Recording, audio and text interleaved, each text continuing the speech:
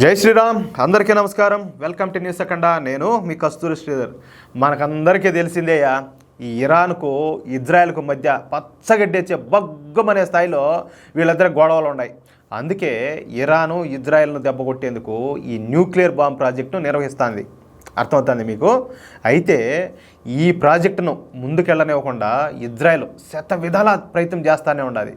ఇప్పటి వరకు ఇరాన్కు సంబంధించిన 7 అణుశాస్త్రవేత్తలను ఇజ్రాయెల్ హతం చేసేసింది. ఎట్లున్నదా బలంలా?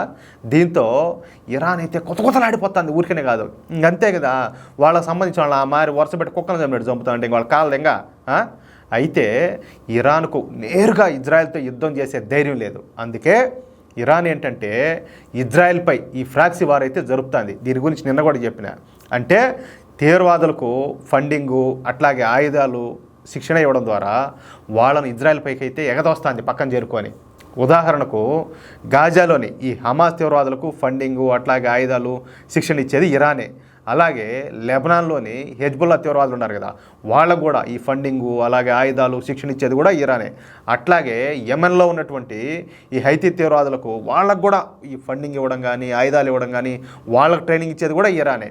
ఇలా హమాస్ తీవ్రవాదులకు, ఈ హైతీ తీవ్రవాదులకు, అలాగే ఈ హెజ్బుల్లా తీవ్రవాదులకు ఫండింగ్ ఇవ్వడము, అట్లాగే వాళ్ళకి ఆయుధాలు ఇవ్వడము, అట్లాగే వాళ్ళ దగ్గర పెట్టుకొని వాళ్ళకు ట్రైనింగ్ ఇవ్వడము, ఇదంతా చేసి ఇజ్రాయెల్ పైకి ఎగదోస్తూ ఉంటుంది ఎవరు? ఇరాను.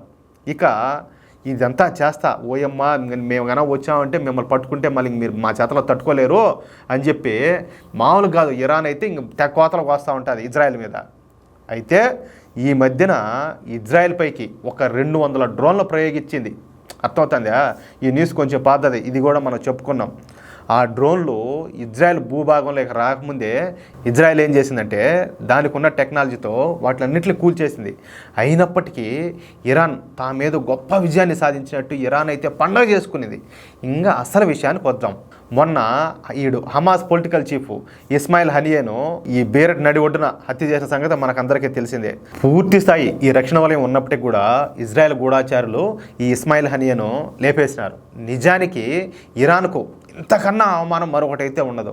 దీంతో ఇరాన్కైతే తల తీసేసినట్టయింది. ఇప్పుడు ఏదో ఒకటి చేసి పరువు దక్కించుకోవాలని చెప్పేసి ఇరాన్ ఆలోచన చేస్తూ ఉన్నది. ఒకవేళ ధైర్యం చేసి ఇజ్రాయెల్ మీద దాడులు చేస్తే ఆ దాడులు విఫలం అవడంతో పాటు ఇజ్రాయెల్ నుంచి ఈ భీకరమైన దాడులు ఎదుర్కోవాల్సి వస్తుంది. పైగా ఇప్పటికే అమెరికా, బ్రిటన్లకు చెందినటువంటి యుద్ధ నౌకలు అయితే ఇజ్రాయెల్కి చేరుకున్నాయి. అంటే ఇక ఏ విధంగా చూసినా ఇజ్రాయెల్పై ఇరాన్ దాడి చేయలేదు. దీంతో తన పరువు కాపాడుకోవడానికి ఇరాన్ అయితే కొత్త ప్లాన్ వేసింది.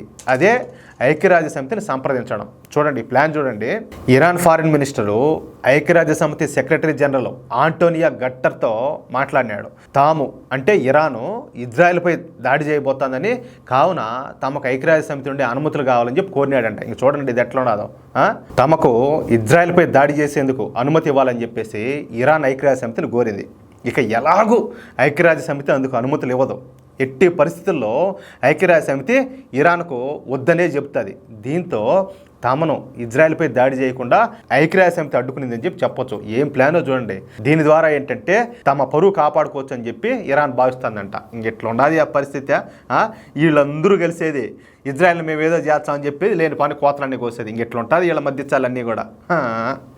ఈ వీడియోపై మీ యొక్క అమూల్యమైన అభిప్రాయాలను దయచేసి ప్రతి ఒక్కరు కూడా కామెంట్ రూపంలో తెలియజేయాలని, అలాగే ఈ వీడియో నచ్చితే దయచేసి లైక్ చేయడంతో పాటు వీలైనంత మంది మిత్రులకు ప్రతి ఒక్కరికి షేర్ చేయాలని మిమ్మల్ని అందరినీ సవినయంగా వేడుకుంటూ, అట్లాగే ఇంతవరకు ఎవరైనా మహానుభావులు మన వీడియో చూసేవాళ్ళు ఎవరైనా మన ఛానల్ సబ్స్క్రైబ్ చేసుకోకపోతే దయచేసి మీరందరూ సబ్స్క్రైబ్ చేసుకోండి. అలాగే మేము అందించే ఇంట్రెస్టింగ్ న్యూస్ కోసం తప్పనిసరిగా బెల్ సింబల్ క్లిక్ చేయండి ప్లీజ్. జై శ్రీరామ్.